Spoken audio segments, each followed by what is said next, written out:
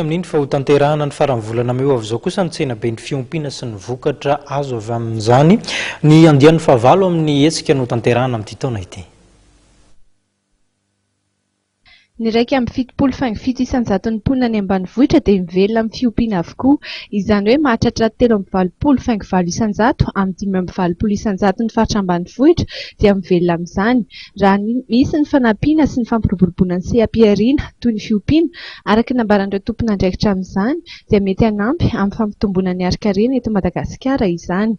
Ao anatin'izany indrindra no nahatonga ny malagasy matihanina amin'ny fiompiana, ny karakara ny hetsika tsena be ny fiompiana sy ny vokatra azo avy aminy andian'ny fahavalo amin'ity taona 2024 ity.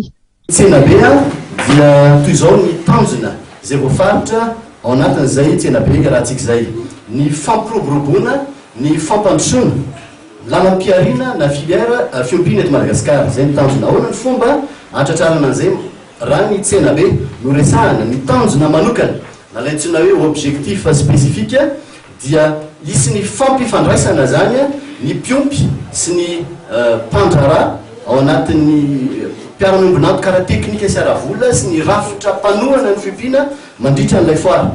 Izy koa ny fampifandraisana ny mpiompy sy ny mpamatsy ary ny mpandray ny vokatra fiompiana mivantana zany. Ka iandry mihitsy sika ao anatin'ny ohatra tamin'ny taona 2024 ny fifanarahana ara-barotra na ara-bola matotra zany ao anatin'izany mpiompy sy mpandray na mpamatsy ny vokatra fiompiana izay.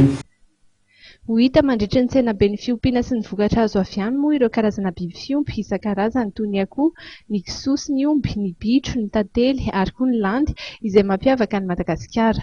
Andray anjara amin'izany hetsika izany ihany koa ireo mpandraharaha amin'ny fiompiana. Ankoatra ny varotra fampiratiana dia isy ihany koa ny famelabelaran-kevitra mahakasika ireo izay liana amin'ny hiditra amin'ny sehatry ny fiompiana. Ny fahavalo amby roapolo ka hatramin'ny voalohan'ny volana Jiona izao no atao eny amin'ny foiben'ny malagasy matihanina amin'ny fiompiana eny Nanisana ny hetsika izay eo ambany fiahian'ny filohan'ny Repoblika.